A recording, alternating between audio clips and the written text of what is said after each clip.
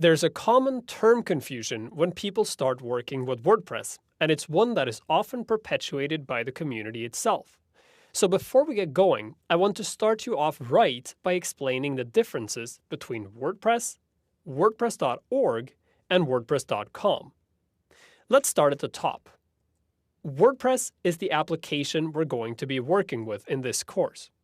WordPress is free, open source, and can be downloaded and installed on any standard web server.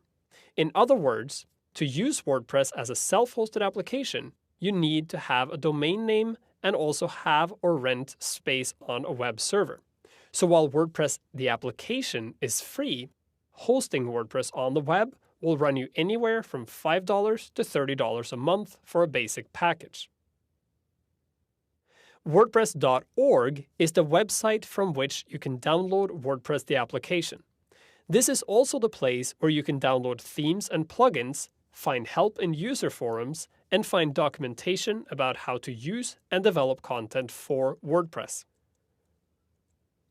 WordPress.com is a cloud-hosted service that runs WordPress, where you can set up your own free blog or website without having to worry about web servers or updates and security.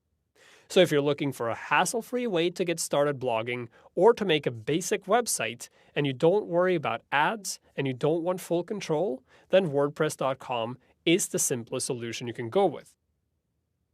The term confusion I mentioned earlier comes when people say they have a WordPress.org site.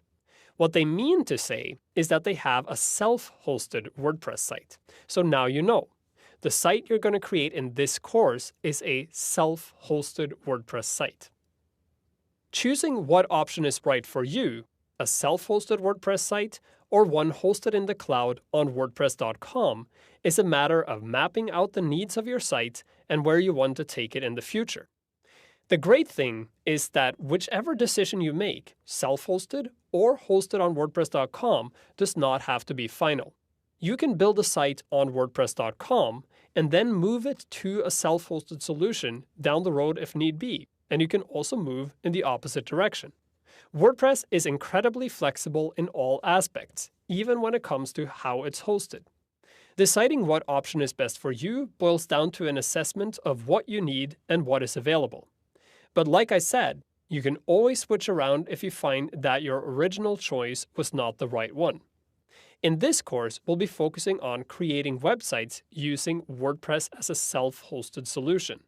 If you're interested in creating a website or a blog on WordPress.com, check out the WordPress.com Essential Training course right here in the lynda.com library, hosted by yours truly.